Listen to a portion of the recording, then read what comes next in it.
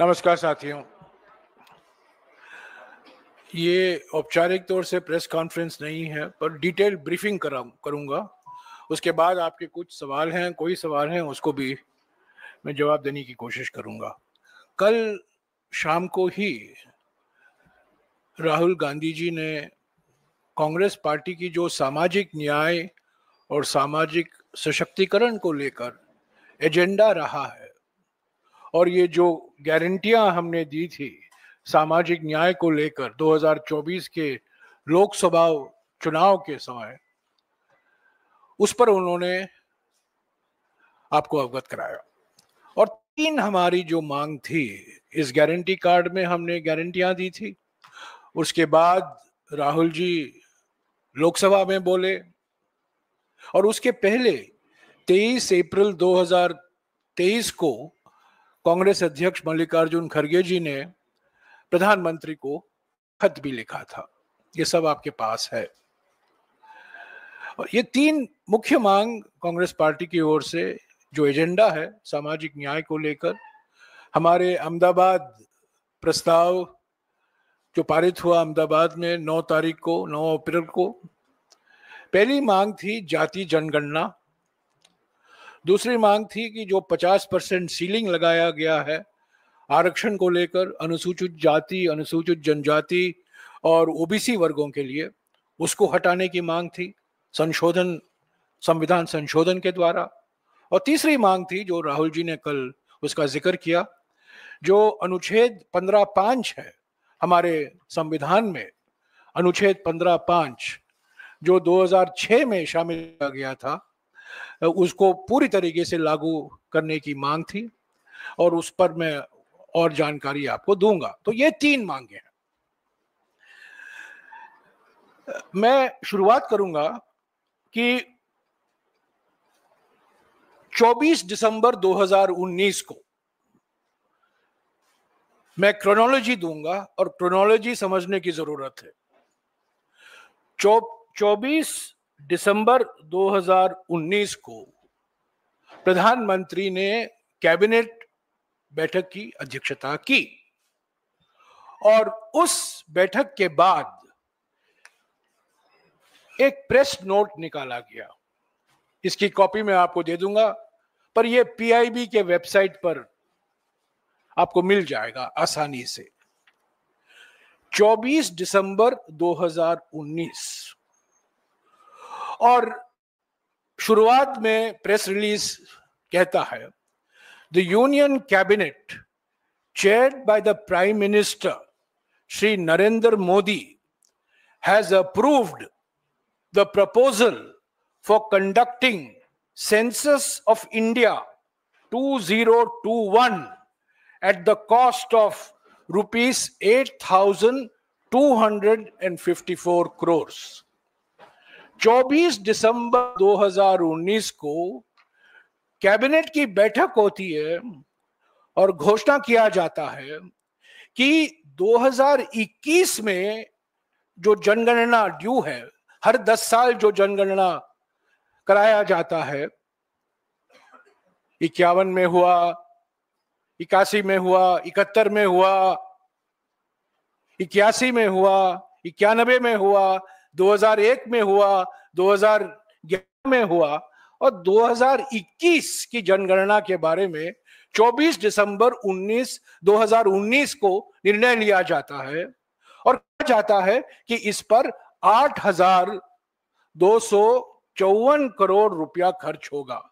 और विस्तार से इस जनगणना की डिटेल दी गई है, कैसे किया जाएगा, कौन करेगा, कितने एन्यूमरेटर रहेंगे, क्या क्या जानकारी हासिल की जाएगी 2021 की जनगणना में। इस प्रेस रिलीज में जाति शब्द शामिल नहीं है। ये 3 चीज शामिल है: हाउस लिस्टिंग यानी कि घर लिस्टिंग, हाउसिंग सेंसस यानी कि कितने घर हैं, कितने लोग रहते हैं, कौन कौन रहते हैं, और पॉपुलेशन एन्यूमरेशन यानी कि जनसंख्या कितनी है। यही 3 बातों का जिक्र किया गया है। ये कांग्रेस पार्टी का कोई दस्तावेज नहीं है, ये पीआईबी का प्रेस रिलीज है 24 दिसंबर 2019 का, 6 साल पहले। सब लोग जानते हैं कि यह जनगणना नहीं कराया गया अब तक, 6 साल हो गए हैं। और अचानक अप्रत्याशित तरीके से कल सरकार की ओर से घोषणा हुई कि अगले जनगणना में जाति भी शामिल होगा। जैसा कि कल राहुल जी ने कहा, हेडलाइन तो दे दिया पर डेडलाइन कहां है। डेडलाइन के बिना हेडलाइन में तो प्रधानमंत्री बहुत माहिर है। उन्होंने कह दिया जाति शामिल होगा, और राहुल जी ने कल सवाल उठाया, आप एक रोड मैप देश के सामने रखिए। 6 साल से हम इंतजार कर रहे हैं इस जनसंख्या का। आप ही ने 24 दिसंबर 2019 को निर्णय लिया था, तब तो जाति का कोई जिक्र नहीं था। अचानक कल आपने कह दिया कि जाति जनगणना इस जनगणना के जो जनगणना कराया जाएगा उसमें शामिल होगा। 2025-26 में गृह मंत्रालय में जो सेंसस कमिश्नर का ऑफिस है, जो सेंसस कराता है, जो जनगणना कराने की जिम्मेदारी दी गई है, इस ऑफिस को 2025-26 के बजट में 575 करोड़ रुपया आवंटन हुआ है। 575 करोड़। और 24 दिसंबर 2019 को नरेंद्र मोदी की सरकार कहती है जनता को कि जनगणना कराने के लिए 8,254 करोड़ रुपए की जरूरत है। तो पहला सवाल यह है, 575 करोड़ में आप कौन सी जनसंख्या कराएंगे? जाति को छोड़िए, जो साधारण से जो आप करवाते हैं हर 10 साल, वो भी नहीं है। तो मंशा क्या है, मानसिकता क्या है, मकसद क्या है? हेडलाइन, कोई डिटेल नहीं, बजट में आवंटन नहीं। यह है हकीकत। 2019 का निर्णय जहां जाति शामिल नहीं है, और कल शाम का जो घोषणा हुई है वहां अचानक कहा गया है कि जाति भी गिनी जाएगी, जाति की संख्या भी गिनी जाएगी। राहुल जी ने कहा हम स्वागत करते हैं, एक सही कदम है, पर कई सवाल खड़े होते हैं। मंशा के लेकर सवाल खड़े होते हैं। हेडलाइन तो मिल गया, पर डेडलाइन क्या है, कब कराएंगे? जनसंख्या आपको 2021 में कराना चाहिए था। आप बहाना देते हैं कोविड महामारी आ गई। कोविड महामारी के समय 50 से भी अधिक देशों ने जनसंख्या कराई, पर हमारे देश में जनसंख्या नहीं हुआ, सेंसस नहीं हुआ। कोविड महामारी 23 में नहीं था, 24 में नहीं था। 2-3 साल तो आप के पास थे जनसंख्या कराने के लिए, नहीं कराया।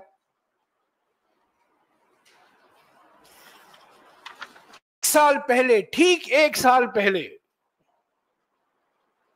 जब प्रधानमंत्री हर एक टीवी चैनल को इंटरव्यू दे रहे थे, जब अपने आप को नॉन बायोलॉजिकल प्रधानमंत्री के रूप में पेश कर रहे थे, ये उन्हीं का शब्द है, मैं उनको याद दिलाना चाहता हूं। 28 अप्रैल को 2024 को वो कहते हैं कि जो लोग कास्ट सेंसस की बात करते हैं वो अर्बन नक्सल हैं। प्रधानमंत्री अर्बन नक्सल कब से बन गए? गृह मंत्री अर्बन नक्सल कब से बन गए? हम सोच रहे थे कि गृह मंत्री नक्सलवाद के खिलाफ ऑपरेशन कर रहे हैं सब जगह, गृह मंत्री भी अचानक अर्बन नक्सल बन गए, प्रधानमंत्री अर्बन नक्सल बन गए। ठीक 1 साल पहले एक चैनल के इंटरव्यू में, और ये सब हमारे कागजात नहीं है, ये सब सबको उपलब्ध है, जो कास्ट सेंसस की मांग कर रहे हैं उनकी विचारधारा, उनकी सोच अर्बन नक्सल की सोच है, प्रधानमंत्री ये कहते हैं। तो प्रधानमंत्री जी कल शाम को क्या हो गया? अर्बन नक्सल नहीं याद आया आपको? और आपने धूमधाम बड़े तरीके से ये कहा कि हम जाति जनगणना कराएंगे, और इसका श्रेय लेने में लगे हुए हैं सभी मंत्री और प्रधानमंत्री, गृह मंत्री, अलग अलग मंत्री, सरकार के प्रवक्ता। 11 साल से प्रधानमंत्री ने जाति जनगणना के बारे में चुप्पी नहीं तोड़ी। बार बार ये मांग की गई कांग्रेस पार्टी की नेताओं की ओर से, और भी पार्टियों ने मांग की कि जो जनगणना, जाति जनगणना 2011 में कराया गया था, और ये 2011 की जो रिपोर्ट है, रिपोर्ट नहीं, इस जो सवाल जवाब के रूप में जब मैं मंत्री था, ये आपको मिल गया है।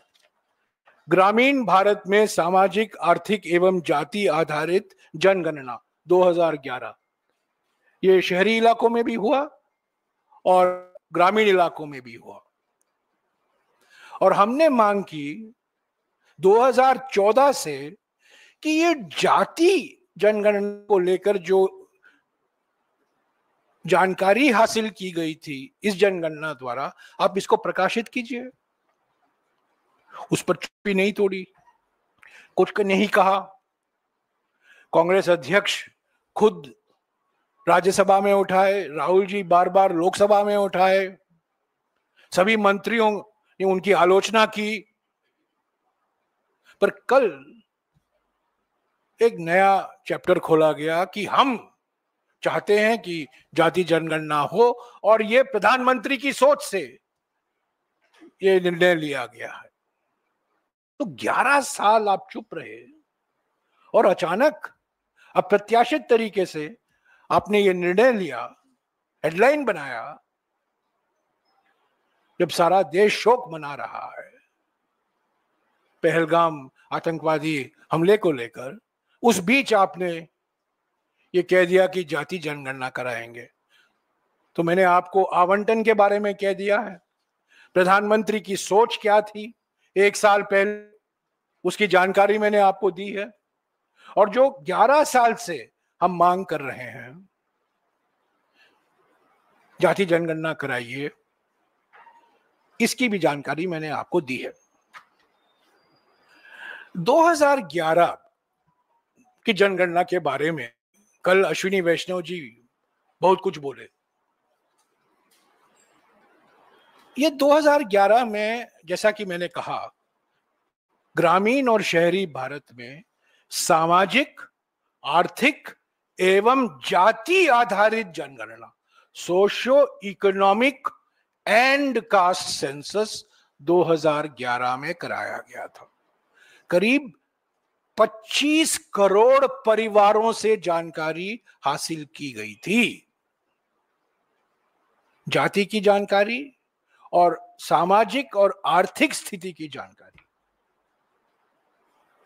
यह बात सच है कि जाति की जानकारी जो हासिल की गई थी इस सर्वे में, वो प्रकाशित नहीं किया गया, क्योंकि उसमें कुछ खामियां, कई खामियां थी। 2012 में, 2013 में मैं खुद मंत्री था, और मैंने खूब कोशिश की राज्य सरकारों से मिलकर कि जो खामियां हमने पाई हर एक राज्य में, उसको हम कैसे सुधार सकें। बाद में इलेक्शन आया, मॉडल कोड ऑफ कॉन्डक्ट लगा, हम जानकारी प्रकाशित नहीं कर पाए। पर मुझे खुशी है कि ये जो जानकारी सामाजिक और आर्थिक स्थिति को लेकर जो जानकारी हासिल की गई थी इस सर्वेक्षण से, इस सर्वे से, वो आज भी मोदी सरकार उसका इस्तेमाल कर रही है। यानी कि जो पुराने जमाने में जो बीपीएल कहा जाता था, below the poverty line, BPL, वो बीपीएल नहीं है अभी। अभी ये सामाजिक और आर्थिक स्थिति की जानकारी, जो अभाव है, डिप्रीवेशन है, उसके आधार पर सारी सामाजिक कल्याण कार्यक्रम लागू होते हैं। और मोदी सरकार ने उसी जानकारी को इस्तेमाल किया। पर जाति को लेकर जो जानकारी हासिल की गई थी, जिसमें सुधार चल रहा था 2013 में खास तौर से, वो पूरा नहीं हो पाया चुनाव के पहले। अचानक सरकार ने उस पर रोक लगा दी और सरकार की ओर से यह कहा गया कि जाति जनगणना हम नहीं कराएंगे। अगर राज्यों को करना है करने दीजिए, पर हम नहीं करेंगे। साथियों, हमारे संविधान की 7वीं अनुसूची में, संविधान में जिम्मेदारी सेंसस कराने की केंद्र सरकार की होती है। यूनियन लिस्ट यानी केंद्र सरकार की सूची में सेंसस शामिल है। पर क्योंकि सरकार नहीं करना चाहती थी, केंद्र सरकार नहीं करना चाहती थी, बिहार सरकार ने किया, तेलंगाना सरकार ने किया, और पहले कर्नाटक सरकार ने किया था, तो अलग अलग राज्य करने लगे। पर मुझे खुशी है कि कल मोदी सरकार ने अपनी जिम्मेदारी पहचानी। इस संविधान के अनुसार सेंस कराना, जनगणना कराना, जाति जनगणना कराना केंद्र सरकार की जिम्मेदारी बनती है। तो ये रहा पहला मुद्दा, कास्ट सेंसस को लेकर। 8,200 करोड़ की मांग 2019 में अब 10,000 करोड़ रुपया होगा। मेरा अनुमान है 10,000 या 11,000 करोड़ रुपया जरूरत पड़ेगी। और उसकी तुलना में इस बजट में, इस साल के बजट में आपने 575 करोड़ रुपया का आवंटन किया है। तो उम्मीद करते हैं कि पार्लियामेंट को आए और जो आपको और धनराशि की जरूरत पड़ेगी वो पार्लियामेंट से अनुमति ले और जल्द से जल्द आप ये जनगणना शुरू कराइए। जनगणना करने में करीब 10 महीने लगते हैं, करीब 10 महीने। तो अगर आप नवंबर में भी शुरू करेंगे तो 10 महीने मान लगा लीजिएगा, अगस्त तक आप खत्म कर पाओगे। जितना भी आप उसको तेजी से करो, 6-7 महीने तो लगेंगे ही। तो ये रहा कास्ट सेंसस को लेकर। मैं एक और बात कहना चाहता हूं कास्ट सेंसस के संदर्भ में। बाद में वो 50% और 15.5 के बारे में बात करूंगा। हर एक जनगणना में 1951 से लेकर हर 10 साल जो जनगणना कराया गया था, उस जनगणना में अनुसूचित जाति और अनुसूचित जनजाति की जनसंख्या हासिल की जाती थी। हमारे देश में करीब 1250 अनुसूचित जाति हैं और करीब 750 अनुसूचित जनजाति हैं। करीब के जैसा कि मैंने कहा, मानकर चलिए 1250 अनुसूचित जाति और मानकर चलिए 750 अनुसूचित जनजाति। इन सारी जातियों की जनसंख्या है वो 1951 की जनसंख्या से मिल रहा है। तो 2021 में अगर मोदी सरकार कराती तब उसमें अनुसूचित जाति और अनुसूचित जनजाति की भी जनसंख्या आपको मिल जाता। तो एक्स्ट्रा क्या है कास्ट सेंसस में? एक्स्ट्रा ये है कि ओबीसी की जो जनसंख्या है जो नहीं ली गई थी 1951 से, वो ली जाएगी। तो जनसंख्या में क्या डिस्ट्रीब्यूशन है, कितने अपर कास्ट हैं, कितने ओबीसी हैं, वो भी मिल जाएगा। ऐसे तो अनुसूचित जाति और अनुसूचित जनजाति की जनसंख्या आपको तो मिलेगी ही, पर एक्स्ट्रा आपको अतिरिक्त जानकारी क्या मिलेगी कि ओबीसी की जनसंख्या क्या है और जो नॉन ओबीसी हैं, नॉन शेड्यूल्ड कास्ट है, नॉन शेड्यूल्ड ट्राइब है, उनकी भी जानकारी आपको मिलेगी। तो पूरी जानकारी, जैसा कि राहुल जी बार बार कहते थे, ये एक्सरे आपको मिल जाएगा।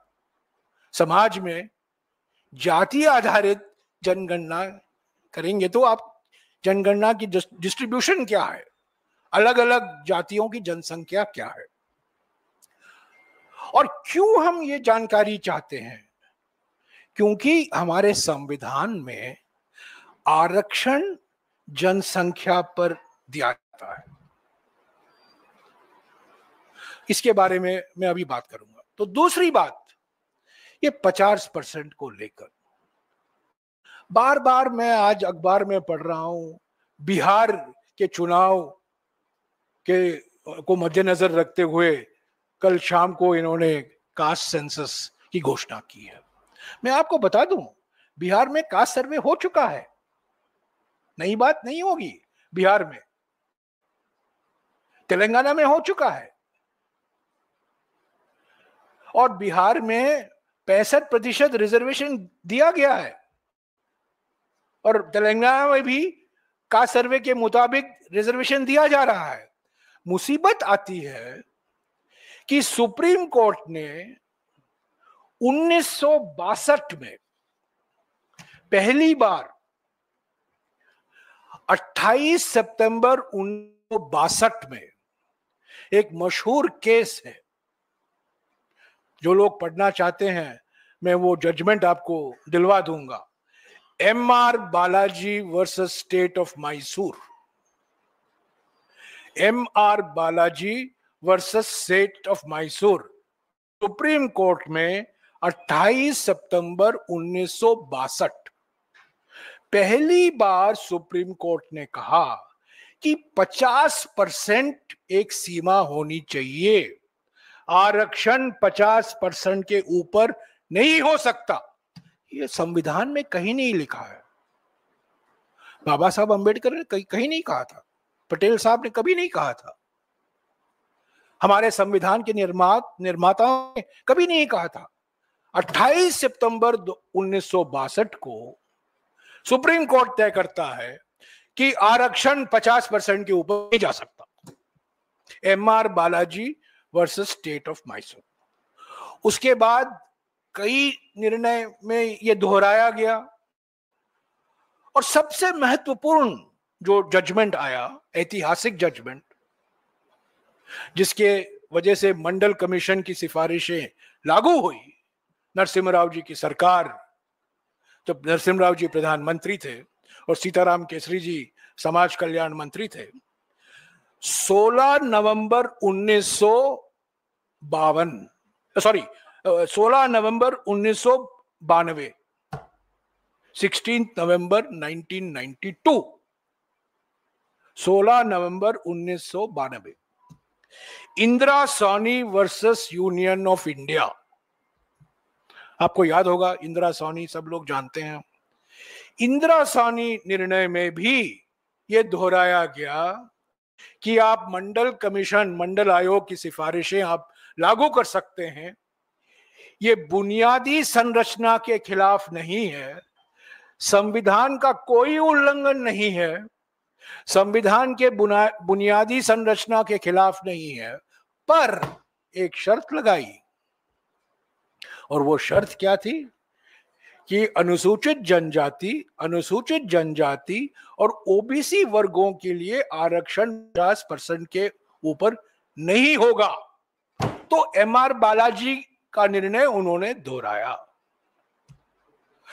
उसके बाद 1992 के बाद कई राज्यों ने आरक्षण बढ़ाए, 50% की सीमा पार कर गए। पर एकमात्र राज्य था, यह बहुत महत्वपूर्ण बात है और लोगों को जानकारी नहीं है, एकमात्र राज्य जिसका आरक्षण कानून हमारे संविधान में शामिल किया गया, 9वीं सूची में शामिल किया गया, 9th शेड्यूल में शामिल किया गया। और वो कौन सा कानून था?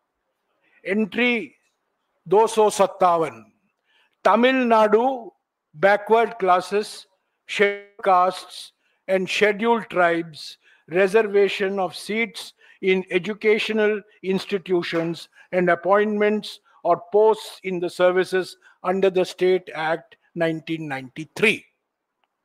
नरसिम्हा जी की सरकार थी, कांग्रेस की सरकार थी।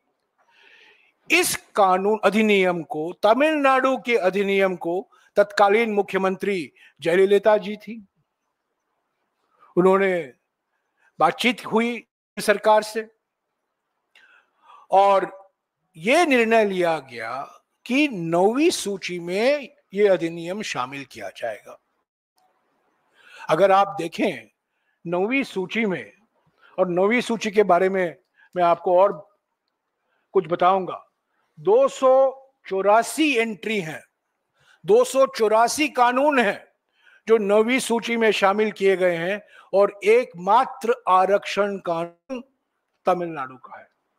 ज्यादातर कानून भूमि सुधार से संबंधित है, लैंड रिफॉर्म से संबंधित है। तो तमिलनाडु का कानून आया यहां। संविधान के 9वीं सूची का माने क्या है?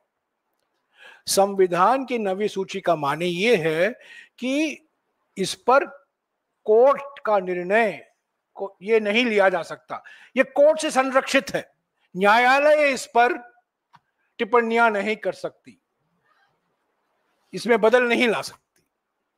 ये तब सोच था, इसमें भी कुछ परिवर्तन आया है, उसका आपको जानकारी दूंगा।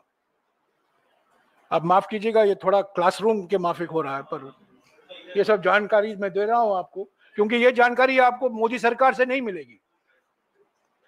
तो ये तमिलनाडु का कानून शामिल किया गया 9वीं सूची में 1994 में, इफेक्टिव 31/8/1994 ये शामिल किया गया। तो तमिलनाडु में आज संरक्षण 69% है, पर वो गैर संवैधानिक नहीं है, वो इलीगल नहीं है, गैर कानूनी नहीं है, वो सुरक्षित है, हमारे संविधान के द्वारा वो सुरक्षित है, एकमात्र राज्य है। तो ये 50% सीमा की मांग जी ने क्यों की? 50% की सीमा को हटाने की मांग खरगे जी ने क्यों की? एआईसीसी ने क्यों की अहमदाबाद में?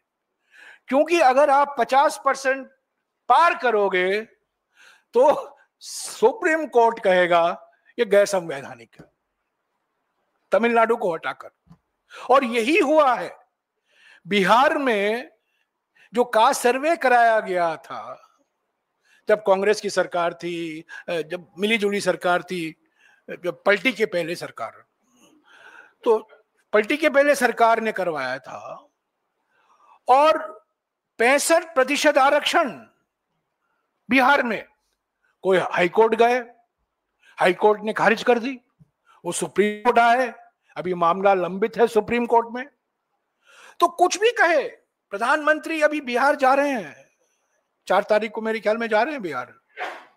हालांकि सऊदी अरेबिया से लौटे और फौरन ऑल पार्टी मीटिंग में तो आए नहीं, पर बिहार चले गए। वो कुछ भी कहें आरक्षण को लेकर, 65% आरक्षण लागू नहीं होने वाला है बिहार में जब तक ये 50% सीमा नहीं हटाया जाएगा। क्या रोक रहा है मोदी सरकार को कि आप 9वीं सूची में शामिल कराओ, 9 शेड्यूल में शामिल कराओ, संविधान में संशोधन का प्रस्ताव लाओ कि ये 50% लागू नहीं होगा, विशेष सत्र बुलाओ। तो मांग कल राहुल जी ने कही कि जब तक संविधान में आप संशोधन नहीं करोगे तो एमआर बालाजी से लेकर इंदिरा साहनी जजमेंट 1962 से लेकर 1992 तक 30 साल में 6-7 बड़े बड़े निर्णय आए हैं जहां 50% की सीमा को पार करने के लिए वो संविधान के उल्लंघन है, संविधान की बुनियादी संरचना के खिलाफ है। तो 50% की सीमा बहुत महत्वपूर्ण है महाराष्ट्र के लिए, हरियाणा के लिए, कर्नाटक के लिए, तेलंगाना के लिए, बिहार के लिए, गुजरात के लिए, कहीं भी। अब 50% किसको लागू होता है? अनुसूचित जाति, अनुसूचित जनजाति और ओबीसी वर्गों के। इकोनॉमिकली वीकर सेक्शन इस 50% में नहीं आते हैं, वो अलग है। ये 50% सिर्फ अनुसूचित जाति, अनुसूचित जनजाति और ओबीसी को लागू होता है। तो हमारी दूसरी मांग है, संविधान में संशोधन कराओ, 50% की सीमा हटाओ, तभी कास्ट सेंसस का कुछ मायने रखता है। कास्ट सेंसस क्यों करा रहे हैं?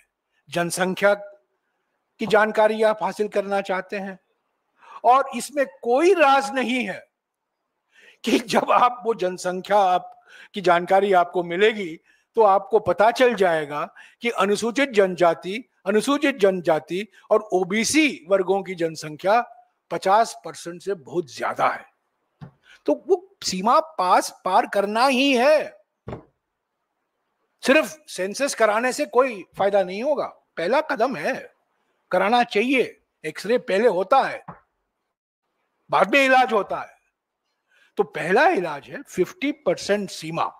कैसे हटाएंगे आप? संविधान में संशोधन कराइए, संविधान में साफ लिखिए that schedule caste, schedule tribe, OBC वर्गों के लिए ये 50% सीमा लागू नहीं होगा। प्रधानमंत्री ने अभी 7 फरवरी को, 6 फरवरी 2025 को राज्यसभा में एक भाषण दिया। वो हर साल लोकसभा में एक बार ही बोलते हैं और राज्यसभा में एक बार बोलते हैं, बस। वो प्रेसिडेंट्स एड्रेस के जो मोशन ऑफ थैंक्स होता है तभी प्रधानमंत्री बोलते हैं, और तो बोलते ही नहीं और गाते भी नहीं है। 6 फरवरी 2025 को प्रधानमंत्री ने कहा था, अरे हमारे पहले स्टॉप गैप प्रधानमंत्री, शब्दों का इस्तेमाल देखिए, स्टॉप गैप। जवाहरलाल नेहरू को स्टॉप गैप प्रधानमंत्री कहा था, यानी कि संविधान भी स्टॉप गैप है, डॉक्टर अंबेडकर भी स्टॉप गैप है, सरदार पटेल भी स्टॉप गैप है। उन्होंने कहा, और मैंने आपत्ति जताई, पर चेयरमैन साहब ने मेरी बात मानी नहीं। मैंने कहा, आप कैसे इनको स्टॉप गैप प्रधानमंत्री कह सकते हैं? और उन्होंने क्या कहा कि स्टॉप गैप प्रधानमंत्री ने संविधान का पहला संशोधन कराया 1951 में। इस संविधान का संशोधन क्यों कराया गया? प्रधानमंत्री बोलेंगे नहीं। मेरे पास ये जो संविधान का पहला संशोधन किया गया 1951 में, पहले एक सेलेक्ट कमिटी बिठाई गई थी। तब लोकसभा राज्यसभा नहीं था। कॉन्स्टिट्यूएंट असेंबली को आजादी के बाद प्रोविजनल पार्लियामेंट बनाया गया, राज्यसभा नहीं था 1951 में। उसका नाम लोकसभा नहीं था, प्रोविजनल पार्लियामेंट कहा जाता था, पार्लियामेंट कहा जाता था, कभी कभी प्रोविजनल पार्लियामेंट। और पहले संशोधन के लिए 21 सदस्यों वाली एक सेलेक्ट कमेटी बिठाई गई। उस जमाने में विधेयक सेलेक्ट कमेटी को भेजा जाते थे, आजकल तो नहीं रहा। आजकल बिल आता है, उस पर चर्चा होती है और पारित हो जाता है, कमेटी में समीक्षा के लिए भेजा नहीं जाता।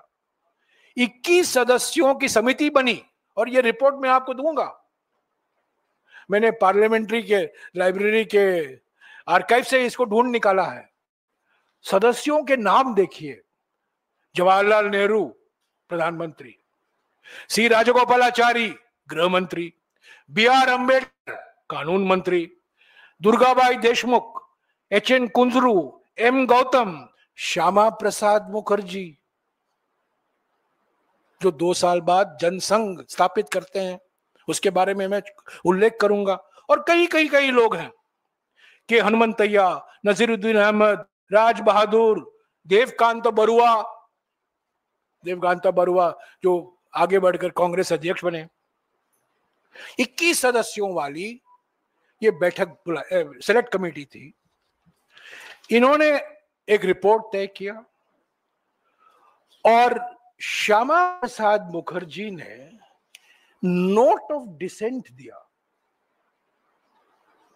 इसमें लिखा है, Shyama Prasad Mukherjee subject to a minute of dissent. क्यों? ये पहला संशोधन जो किया गया, क्यों कराया गया, यह आपको बताएगा नहीं कोई। 9 अप्रैल 1951 बड़ा महत्वपूर्ण तारीख है हमारे देश के राजनीतिक और सामाजिक इतिहास में। 9 अप्रैल 1951 सुप्रीम कोर्ट ने एक निर्णय सुनाया, Champakam Dorairajan versus State of Madras. उल्टा, State of Madras versus Champakam Dorairajan, क्योंकि स्टेट ऑफ मद्रास पिटिशनर था। State of Madras versus Champakam Dorairajan, 9 April 1951। Supreme Court ने कहा कि आरक्षण आप नहीं दे सकते जनसंख्या के आधार पर। और मद्रास, तत्कालीन मद्रास सरकार, मद्रास तमिलनाडु का नाम मद्रास था तब, तत्कालीन मद्रास सरकार का जियो था आरक्षण को लेकर, उसको खारिज कर दिया सुप्रीम कोर्ट ने। तो उस वजह से एक कारण, महत्वपूर्ण कारण था, उस वजह से नेहरू जी की सरकार, जिसमें राजगोपालाचारी जी गृह मंत्री थे, क्योंकि सरदार पटेल का देहांत हो गया था दिसंबर 1950 में, और ये सुप्रीम कोर्ट का जजमेंट 9 अप्रैल 1951 का। इस पहले संशोधन द्वारा, संविधान का पहला संशोधन जो स्टॉप गैप प्रधानमंत्री ने किया, जो स्टॉप गैप कॉन्स्टिट्यूशन में किया, जिसके सदस्य स्टॉप गैप लॉ मिनिस्टर थे, ये सब प्रधानमंत्री की भाषा है। ये पहला संशोधन क्या करता है?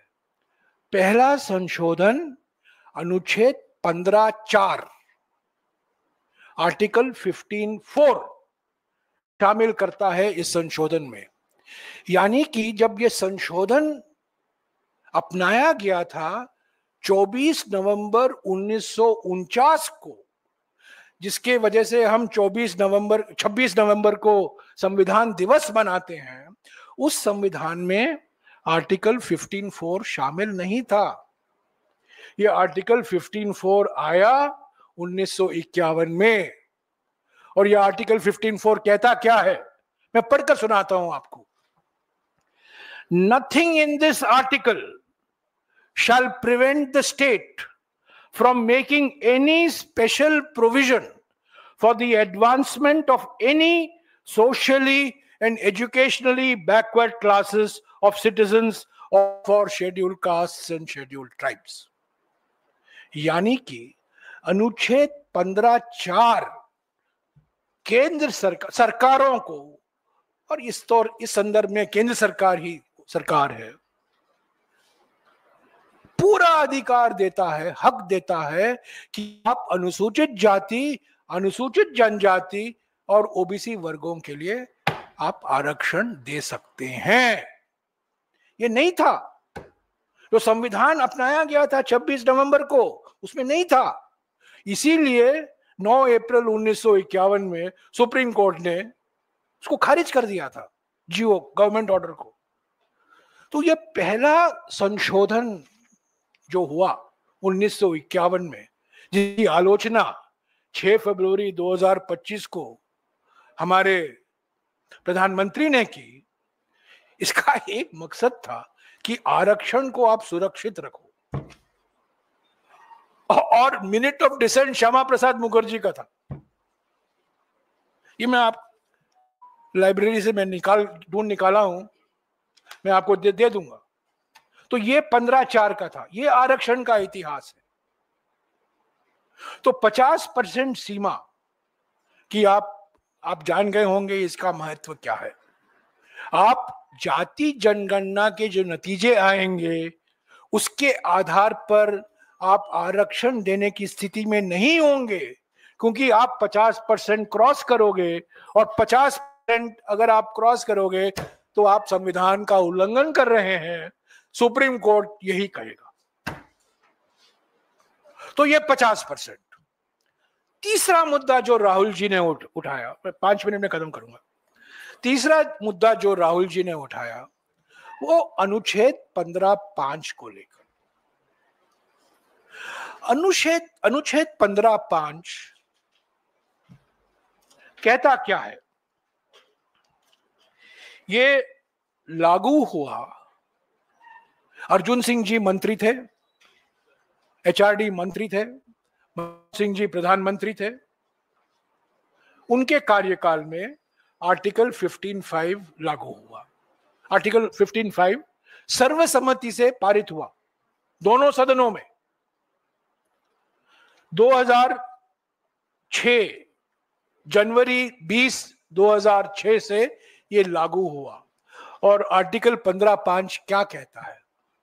आर्टिकल 15(5) ये कहता है, notwithstanding anything in this article वगैरह वगैरह, shall prevent the state from making any special provisions by law for the advancement of any socially and educationally backward classes of citizens, or for scheduled castes, or for scheduled tribes, insofar as such special provision relate to the admission to educational institutions, whether aided or unaided by the state, etc., etc., including private educational institutions. संविधान में अनुच्छेद 15(5) कहता है कि सरकार को पूरा हक है, पूरा अधिकार है कि अनुसूचित जनजाति और ओबीसी वर्गों के युवाओं के लिए आप सभी शैक्षिक संस्थाओं में, सरकारी और निजी, दोनों में आप आरक्षण दे सकते हैं। इसके बाद क्या हुआ? इसके बाद मनमोहन सिंह जी की सरकार एक अधिनियम बनाई, वो भी पारित हुआ सर्वसम्मति से। वो पारित हुआ कि केंद्र सरकार जो संस्थाएं चलाती है, आईआईटी, आईआईएम, सेंट्रल यूनिवर्सिटी, उसमें आरक्षण ओबीसी को भी मिलेगा। यानी कि तब तक सिर्फ एससी एसटी को मिला करता था, एससी एसटी और ओबीसी वर्गों के लिए आरक्षण सभी सरकारी शैक्षिक संस्थाओं में मिलेगा। ये 2007 में ये अधिनियम बना। उसके बाद ये जो अनुच्छेद 15(5) है, चैलेंज हुआ सुप्रीम कोर्ट में, और इसके बारे में मैंने एक प्रेस नोट भी जारी किया था ये 31 मार्च को मैंने एक पूरी जानकारी दी थी सुप्रीम कोर्ट में कैसे कैसे ये मामला चला, और आखिर में जनवरी 29, 2014, तभी मनमोहन सिंह जी की सरकार थी, पर इलेक्शन कोड शीघ्र ही आने वाला था। सुप्रीम कोर्ट ने कहा कि अनुच्छेद 15(5) संवैधानिक है, बुनियादी संरचना का उल्लंघन नहीं करता है, क्योंकि चुनौती तो उसी को लेकर था। 8 साल तक लंबित था, 2007 से लेकर 2014 तक 7 साल तक लंबित था। 11 साल से मोदी सरकार सोई हुई है। सुप्रीम कोर्ट ने कहा है 15(5) कानूनी है, संवैधानिक है। संविधान की पूजा करने वाले संविधान के एक महत्वपूर्ण प्रावधान का नजरअंदाज कर रहे हैं। और कल राहुल जी ने मांग की, अहमदाबाद में हमने मांग की, खरगे जी ने मांग की अपने भाषणों में कि अनुच्छेद 15(5) को आप लागू कीजिए, न केवल सरकारी शैक्षिक संस्थाओं में बल्कि निजी शैक्षिक संस्थाओं में भी। तो ये 3 मुद्दे, कास्ट सेंसस, 50% सीमा और अनुच्छेद 15(5), ये कांग्रेस पार्टी की सामाजिक न्याय, सामाजिक सशक्तिकरण की एजेंडा रही है। राहुल जी ने इस पर बार बार अपनी बात संसद के अंदर, संसद के बाहर रखी है। उनकी आलोचना भी हुई, कई लोगों ने बहुत सारी टिप्पणियां की, और जैसा कि मैंने आपको बताया, खुद प्रधानमंत्री ने अर्बन नक्सल बुलाया राहुल जी को, और लोग जो इसकी वकालत कर रहे थे, इसका समर्थन कर रहे थे, उनकी भी उन्होंने आलोचना की। पर कल एक पहला कदम लिया गया, हेडलाइन जरूर बना, पर कोई डिटेल्स नहीं है, आवंटन नहीं है, समय सीमा नहीं है, किस तरीके से ये जानकारी हासिल की जाएगी उसका कोई डिटेल नहीं है। और जानकारी हासिल करने के बाद क्या 50% की सीमा हटाओगे, उस पर चुप्पी। क्या कास्ट सेंसस के बाद आप आर्टिकल 15(5) लागू करोगे, उस पर चुप्पी। तो साथियों, ये कल मेरे ख्याल में हेडलाइन मैनेजमेंट ही था और कुछ नहीं था। इसको हम गंभीरता से कैसे ले सकते हैं? इनका इतिहास देखिए। 2019 को 24 दिसंबर को इन्होंने क्या कहा था, और 6 साल बाद क्या कह रहे हैं। तो कांग्रेस पार्टी की लड़ाई अभी पूरी नहीं हुई है। कल CWC की बैठक है 4 बजे को, इस पर विचार होगा। पर जैसा कि कल राहुल जी ने कहा, हमारे देश के सामने सबसे महत्वपूर्ण मुद्दा, सबसे संवेदनशील मुद्दा आज के संदर्भ में पहलगाम को लेकर है। कास्ट सेंसस की बात तो होगी कल, पर सबसे महत्वपूर्ण मुद्दा यह है कि देश इंतजार कर रहा है। जो परिवार, जिनके लोग शहीद हुए हैं, जिनके सदस्य शहीद हैं, वो न्याय मांग रहे हैं। और प्रधानमंत्री यहां वहां जा रहे हैं, भाषण दे रहे हैं, चुनावी भाषण दे रहे हैं, उद्घाटन कर रहे हैं, हेडलाइन मैन्युफैक्चर कर रहे हैं। तो इस पर भी कल चर्चा होगी। इसको हमें आगे ले चलना है। 50% सीमा का मुद्दा संसद में हम उठाएंगे। जब हमने एक विशेष सत्र की मांग भी की है, पर वो विशेष सत्र हमने सिर्फ पहलगाम तक ही सीमित रखा है। पर जब मॉनसून सेशन होगा, तब ये 50% सीमा की बात फिर से उठेगी, अनुच्छेद 15(5) की बात फिर से उठेगी। लगातार हम उठाते रहेंगे, और हम उम्मीद करते हैं कि प्रधानमंत्री,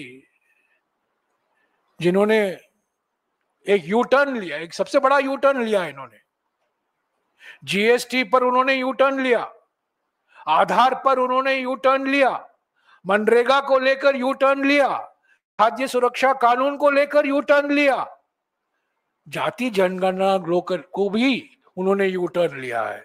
ये यू टर्न, ये पलटी करने की बीमारी नीतीश कुमार जी को कहां से आया है अभी आपको जान रहे होंगे। ये जुगलबंदी है, पलटी की जुगलबंदी।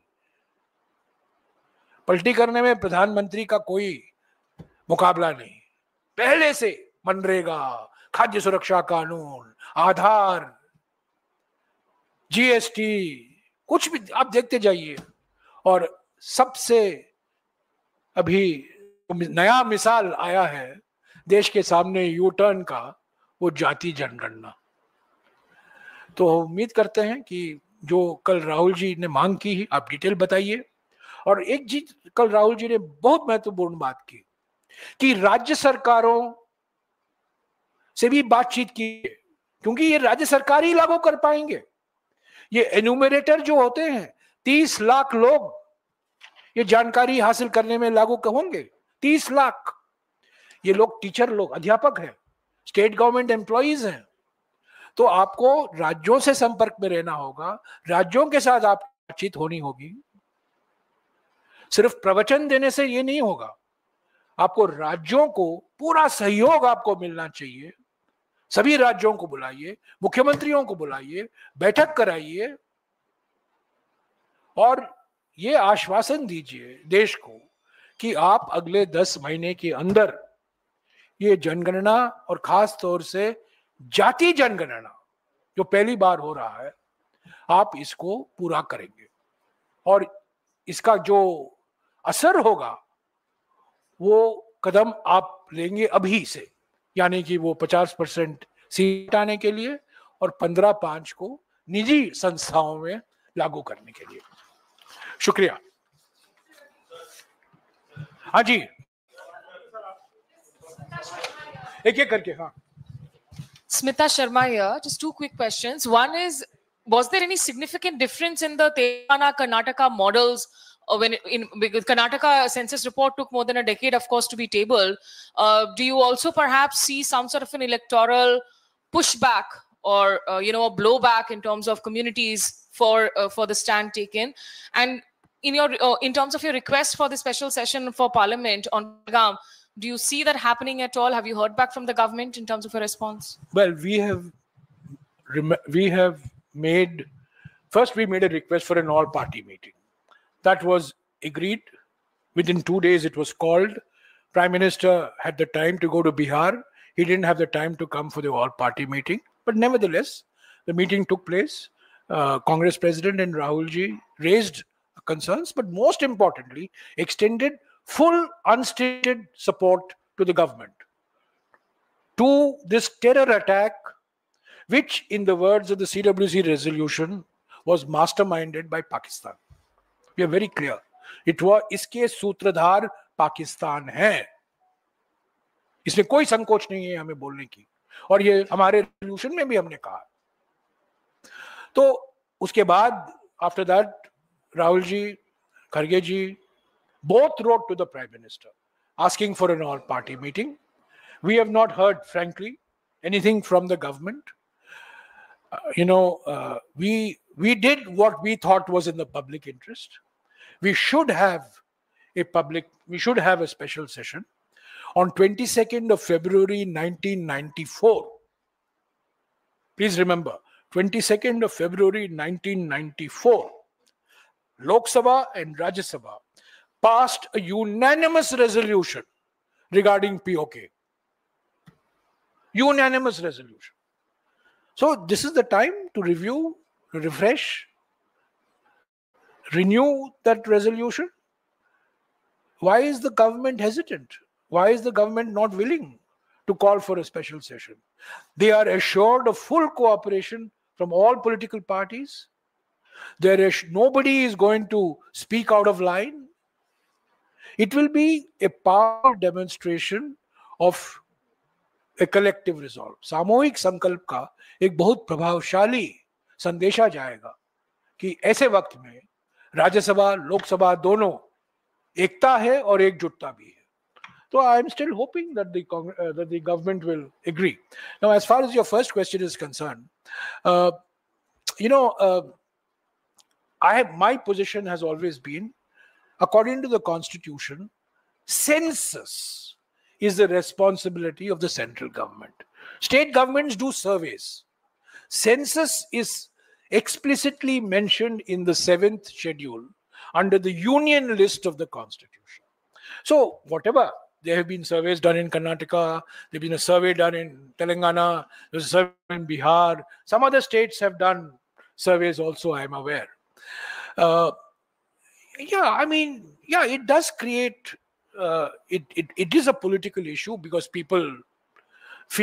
some people feel they are overcounted. Some people feel that some groups have been overcounted. Some groups feel they've been undercounted. That is inevitable. But in a society where caste is the fundamental, what is Indian society defined by? Indian society is defined, there are 4 identity markers for Indian society. First is caste, second is religion, third is language, fourth is region. Manmohan Singh's government introduced a 5th identity marker. I always say there was a 5th identity marker, that is UID. Aadhaar also is an ID. So jokingly, I told my friend Nandan Nilekani, we are now adding a 5th identity. But fundamentally, India is defined by caste, religion, language, and region. We're not defined by Aadhaar number, But fact is, so the caste will remain, it's a permanent feature of our society. The Constitution abolishes untouchability, but it provides for caste-based reservation. Please remember this. It provides for caste-based reservation, but it abolishes untouchability and calls for special provisions to deal with caste discrimination. So as long as that is there, we have to do the caste census. I think the caste census is a step in the right direction. Let us await results of the caste census. We hope that adequate budgetary allocations will be made.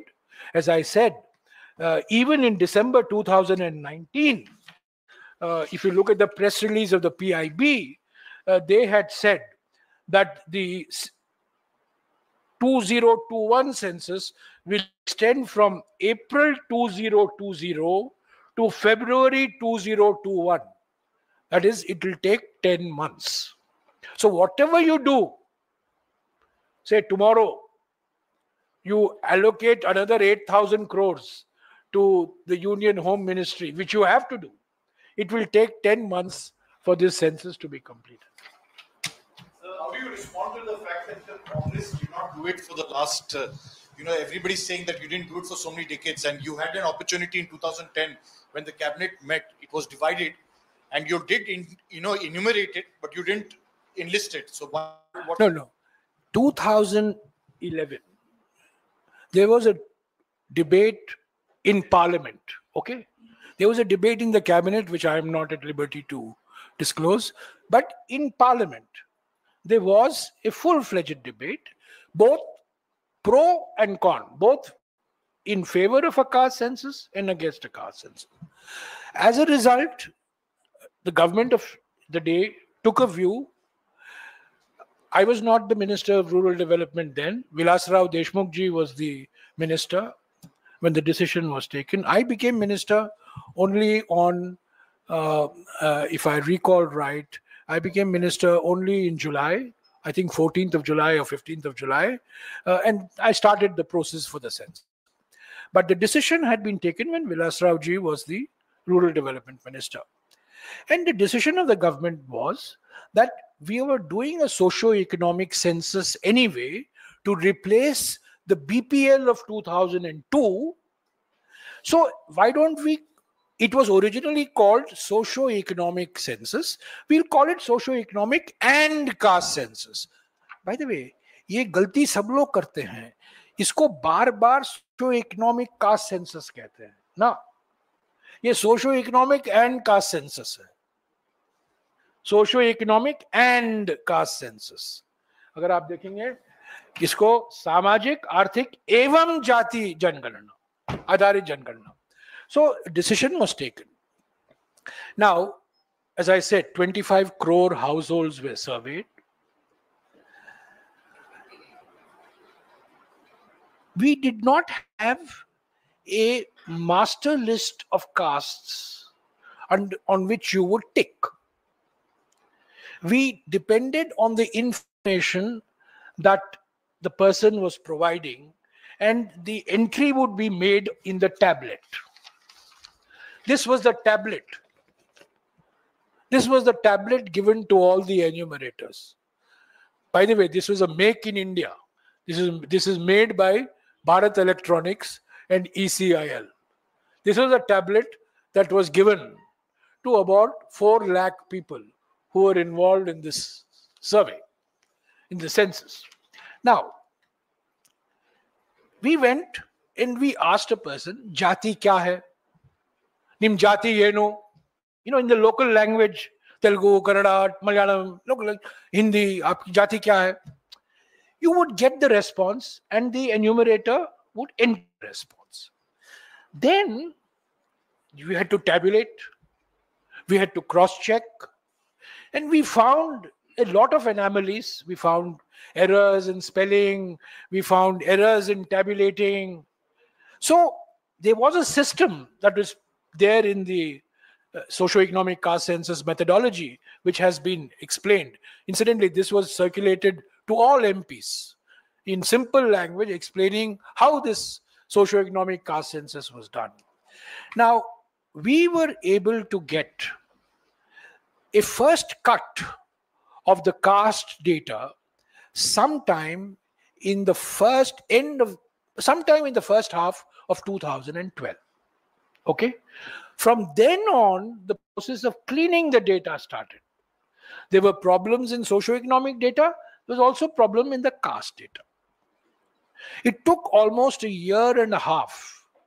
By end of 2013, we were in a position, I think, to say with 75% reliability or 80% reliability.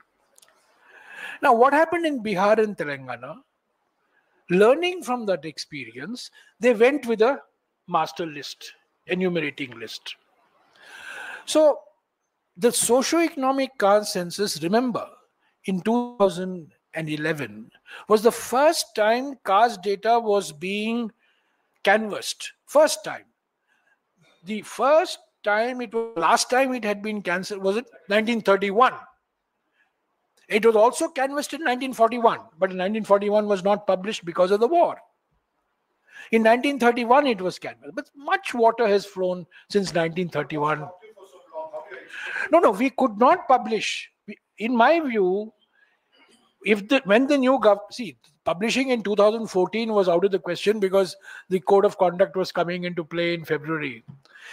If the Modi government was serious, they could have cleaned up that data of the SECC 2011 and published that data at the end of 2014.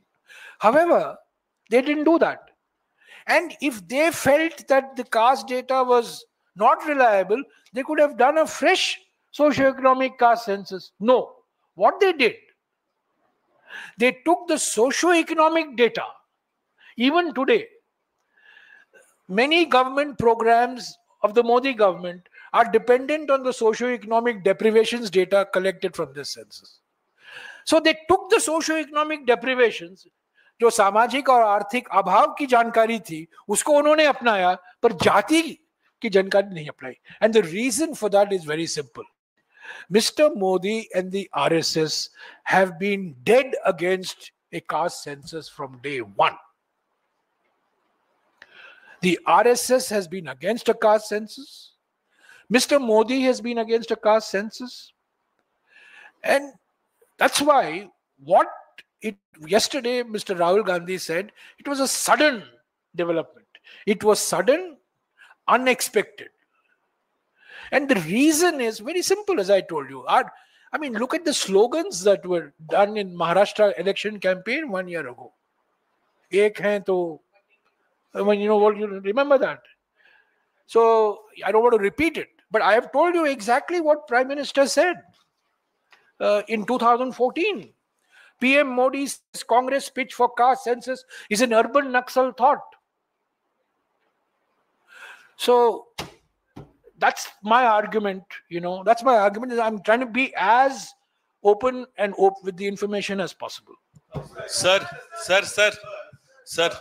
And I would urge you, those of you who are interested, one of the few websites of the UPA time that has survived is the SECC website. You please go to secc.gov.in and you will find this also there. Okay, you'll find a lot of information. Sir. But I would request you to read this because this explains in very simple. कल आपको मिल गई होगी. कल मैंने सबको भेजा था. It explains in very simple language what this caste census, how this caste census was conducted. Sir. But let me also reiterate, there were different points of view on doing a caste census. But over a period of time, Mr. Rahul Gandhi has built a consensus in the Congress party. It's not been easy. It's taken him almost over 5 years. And I think in this he has been helped enormously by the fact that the Congress president himself has been a votary for the last 50 years. So we had a special CWC session on the caste census. We have had numerous resolutions on the caste census. No, there are problems. It's not easy. It's not easy. No, it's not easy. We have to manage it. We have to educate it. एक minute. We have to educate, we have to manage, we have to persuade. No doubt about it. Sir, मेरा सवाल ये है, आपने RSS का जिक्र किया. दो छोटे सवाल है कि आरएसएस प्रमुख जब ये अनाउंसमेंट होती है उसकी एक शाम पहले आरएसएस प्रमुख पीएमओ प्राइम मिनिस्टर से मिलने जाते हैं. क्या उसमें कोई लिंक देख रहे हैं? और जिस तरह से सीसीएस, सीसीपीए और तमाम कैबिनेट की बैठकों के बीच में ये अनाउंसमेंट हो जाती है पहलगाम के पूरे आतंकी हमले के बीच, इसके पीछे क्या मंशा आप देख रहे हैं? और दूसरी बात, कल राहुल गांधी बार बार बिहार के सेंसस का जिक्र कर रहे थे कि तेलंगाना का सही है, बिहार का गलत हुआ है. तो वो गलत सेंसस क्या आरजेडी भी इसको मानती है और क्या वाकई में बिहार का कास्ट सर्वे जो है वो गलत हुआ है? नहीं सर्वे नहीं. देखिए, तेलंगाना पहला सवाल, जब मुझे भी जानकारी मिली कि मोहन भागवत जी प्रधानमंत्री से मिल रहे हैं, मैं भी इस सोच में था कि पहलगाम को लेकर मिल रहे हैं. जब सीसीएस की बैठक होती है, सीसीपीए की बैठक होती है, मेरी भी ये सोच थी कि ये सब पहलगाम को लेकर है और कुछ ना कुछ एक्शन होगा, क्योंकि देश इंतजार कर रहा है एक्शन का. और प्रधानमंत्री बिहार में कहा है, और वो भी अंग्रेजी भाषा में कहा है, हिंदी में नहीं कहा, उन्होंने अंग्रेजी में कहा. अचानक we will identify, trace, and तीसरा शब्द का भी इस्तेमाल किया उन्होंने, पनिश, परस्यू. हम पहचानेंगे, पता करेंगे और उनके पीछे जाएंगे, उनको मारेंगे. वही तो कहा बिहार में. तो मैं ये सोच रहा था कि मोहन भागवत का मिलना, सीसीसीएस का होना, सीसीपीए का होना, ये सब पहलगाम के संदर्भ में मेरी कोई उम्मीद नहीं थी. मेरे लिए ये बिल्कुल अप्रत्याशित था. मैं सब सोच भी नहीं सकता था कि ये लोग ये करेंगे. तो इसीलिए मेरे मन में ये शक होता है कि ये हेडलाइन मैनेजमेंट है. सर, बिल्कुल हेडलाइन मैनेजमेंट है, डाइवर्जनरी टैक्टिक है बस. सर, दो सवाल है जयराम सर, दो सवाल है. एक मिनट, दो सवाल है. दूसरा देखिए, बिहार में सर्वे हुआ, तेलंगाना में सर्वे हुआ. तेलंगाना में जब सर्वे हुआ, उन्होंने बिहार से बहुत कुछ सीखा. बिहार में जिस तरीके से हुआ, तेलंगाना में जो सबक उन्होंने सीखे उसमें वो शामिल किए गए उस मेथोडोलॉजी में.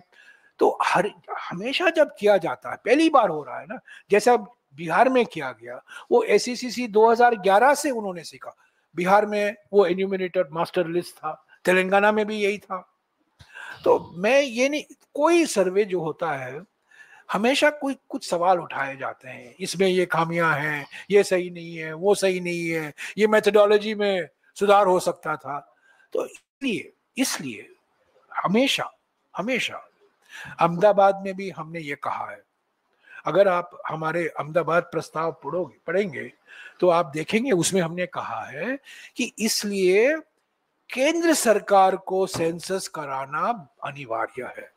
जब सेंसस कमिश्नर रजिस्ट्रार जनरल कराता है उस पर सवाल नहीं उठते हैं, लोग सवाल नहीं करते हैं। क्या किसी ने सवाल किया है कि आपने अनुसूचित जाति की संख्या आपने कम दिखाई है? नहीं, एक सिस्टम है, एक ऑफिस है, इसकी एक क्रेडिबिलिटी होती है। 1872 से हम सेंसस करा रहे हैं। पहला सेंसस 2021 का सेंसस जो है ये हमारे देश का 16वां सेंसस है। 16वां सेंसस। बहुत कम देश हैं जहां सेंसस का अनुभव जितना हमारे देश में है, बहुत कम देशों में है। 1951 में पहला सेंसस हमने करवाया, सरदार पटेल गृह मंत्री थे। नहीं, मैं सेंसस की बात कर रहा हूं, सेंसस कराना। और 1991 के सेंसस से लेकर हर एक सेंसस में हर 10 साल अनुसूचित जनजाति की जनसंख्या ली जाती है। मैंने आपको कहा 1200 से ज्यादा अनुसूचित जातियां हैं, 750 से ज्यादा अनुसूचित जनजातियां हैं, उनकी जानकारी लेना। नई बात 1994 के बाद जो है ओबीसी की संख्या आती है। Do you think such a census would count, apart from SCs and STs, only OBCs or also general category? And secondly, how do you ensure that the census goes beyond counting numbers and also gives an assessment of land ownership, presence of representation in government jobs, in organized sector jobs of each caste? See, as of now, the press release of December 19th, 2019, all it says, give me a minute, I'll just read out for you. The Union Cabinet, chaired by the Prime Minister, Shri Narendra Modi, has approved the proposal for conducting a census of India at a cost of rupees 8,054 crores and updation of the National Population Register. ये भी very important, NPR, यानी कि citizenship के बारे में, National Population Register at a cost of 3,900 crores. इसकी तुलना में इस बजट में सिर्फ 575 crore आवंटन हुआ है. So you can imagine how serious the Modi government is. Now, the census of India will cover the entire population of the country, while the NPR will also cover all the population except in the state of Assam, because that time, Assam was, NRC was being held. Now, what are the details? What will the census do? They're very important. The Indian census is the largest administrative and statistical exercise in the world. The next decennial census is due in 2021 and would be conducted in 2 phases. Phase 1, house listing and housing census. That is April to September 2020, and population enumeration, which is Jansankhya, 9th February to 28th February 2021. Then it goes on to mention what are the information that will be collected. The main, from what I understand, which they released, the asset surveys are done separately. The SECC did the asset survey. How many cycles are you owning? किनके पास गाड़ी है, 2-wheeler है, गाड़ी है, वो सब SECC से हासिल किया गया था. बट जो जनसंख्या कराया जाता है वो ज्यादातर पॉपुलेशन तक सीमित रहता है. तो asset distribution I am not so sure that they are going to include in the जनसंख्या. सी, क्या आता है इस जनसंख्या से? Motorised 2-wheeler, 3-wheeler, 4-wheeler, fishing boat, mechanised 3-wheeler, 4-wheeler, agriculture equipment. क्या आपके पास किसान क्रेडिट कार्ड है कि नहीं? क्या आपके परिवार में कोई सदस्य सरकारी एम्प्लॉई है कि नहीं? क्या आपके परिवार में कोई नॉन एग्रीकल्चर में काम करता है कि नहीं? तो क्या आपके सदस्य परिवार के कोई सदस्य के 10,000 रुपया प्रति माह से ज्यादा आई है कि नहीं? देखिए, सो इन अ वे दिस एसईसी जो 2011 में पहली बार किया गया था, जिसकी आज आलोचना हुई है, ये सारा जानकारी और ये सारी जानकारी सरकार इस्तेमाल कर रही है। सबसे बड़ी बात यह है कि सोशो इकोनॉमिक डेटा सरकार इस्तेमाल कर रही है, पर कास्ट डेटा वो इनकार कर दे रही है। Yeah. You have raised suspicion or I would say doubts about the seriousness of Saudi government's will to carry out the caste-based census. But it was the Congress government which has for years together. I've answered your question. Let me come to that. Which has sat on the Mandal Commission report for years together, until it was VP Singh government who implemented it, and even it found opposition from some of the section of the Congress. How do you justify your change of heart? My dear sir, if you want to get into history, Mandal was implemented by VP Singh to deal with the challenge of Devilal. Kamandal started to deal with Mandal. Do you want lessons in history? I'll give you lessons in history. So this is not, I'm not getting into politics here.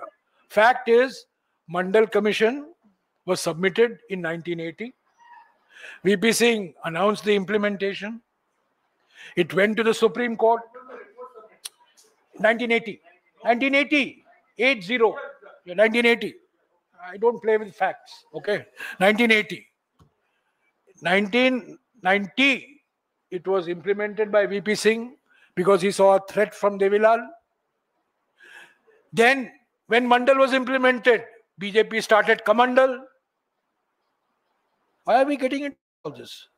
Fact is, Mandal submitted a report. Fact is, it took 10 years to get implemented. Fact is, it went to Supreme Court. Fact is, from Supreme Court, no, whether we sat on it, where we kept the report, whether we discussed the report, I would request you to go through the archives. It is wrong to say that we sat on it. We couldn't sit on so many volumes of that report. We had a discussion on it. There was discussion. Arjun Singh implemented that Mahajan Commission report in Madhya Pradesh. Please remember this. Those who criticize the Congress government, please look at Arjun Singh's record as Chief Minister, who implemented the Backward Class Commission report. Who implemented the Backward Class Commission report in Gujarat when Madhav Singh Solanki was the Chief Minister. So these are not his. The issue here is Mr. Modi. The issue is not Congress party. मैंने कल कहा है, BJP को तय करना है उनका निशाना कौन है? कांग्रेस पार्टी है या पहलगाम के आतंकवादी या पाकिस्तान? कांग्रेस को बार बार निशाना बनाया जा रहा है, पहलगाम को लेकर निशाना हम, ये मंडल और ये कास्ट सेंसस को लेकर निशाना हम। सवाल ये है कि एक साल पहले जिस व्यक्ति ने जाति जनगणना को अर्बन नक्सल सोच कहा था, अचानक उन्होंने अपना विचार कैसे बदला? बताएं। देश के नाम एक संदेश दें, देश के नाम संदेश देने में उनका कोई मुकाबला नहीं। उन बताएं देश को क्यों उन्होंने 11 साल तक इसका विरोध किया, चुप रहे, और अचानक उन्होंने ये निर्णय लिया कि कास्ट सेंसस कराएंगे। करने दीजिए। इशू वो है, इशू ये नहीं है कि कांग्रेस क्या की, 10 साल बैठी रही, कुछ नहीं किया। बात यह है कि जब इंदिरा साहनी जजमेंट आया, नरसिम्हा राव जी प्रधानमंत्री थे, सीताराम केसरी जी समाज कल्याण मंत्री थे, वो लागू हुआ, रोजगार के लिए लागू हुआ, और शिक्षक संस्थाओं में 2007 से लागू हुआ। सर, क्या एक बड़ा राजनीतिक मुद्दा कांग्रेस पार्टी से छीनना चाहती है? आपको लगता है इसलिए चुना गया करना है?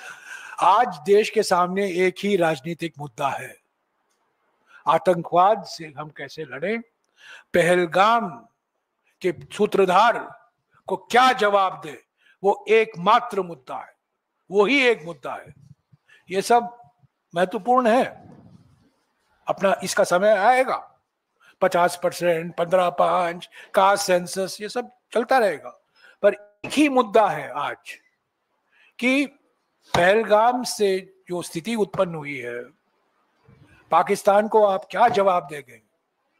परिवारों को क्या न्याय दिलाएंगे? वही एक मुद्दा है। सर दो सवाल है। Lunch time. दो सवाल। एक ये कि आप जो कह रहे हैं कि जातिगत जनगणना के बाद 50% की सीलिंग टूटनी चाहिए, यानी जातिगत जनगणना के बाद जिसकी जितनी संख्या परसेंटेज में हो उसको उतना ही आरक्षण देगी कांग्रेस या सरकार से मांग करेगी, इस हिसाब से जिस धर्म का जितना प्रतिशत है उतना मिलना चाहिए। और दूसरा सवाल यह कि तमिलनाडु का जिक्र कर रहे हैं आप, उस मॉडल को हिमाचल प्रदेश जैसे राज्य में कैसे लागू करेंगे?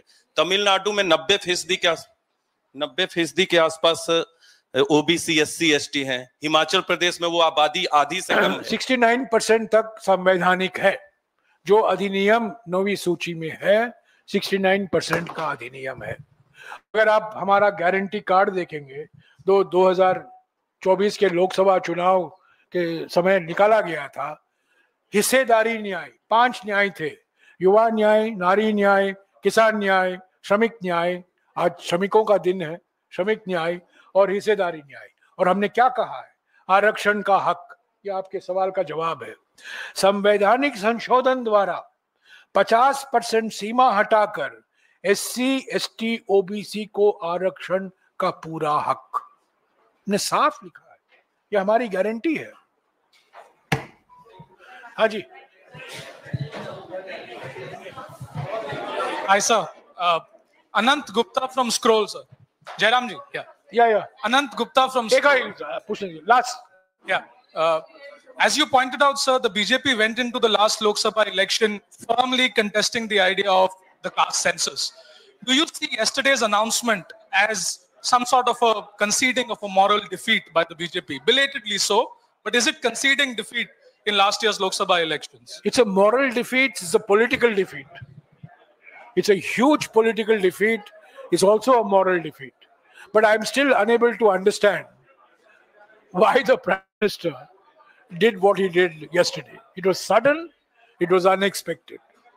But it's a good first step forward. Okay? 1.5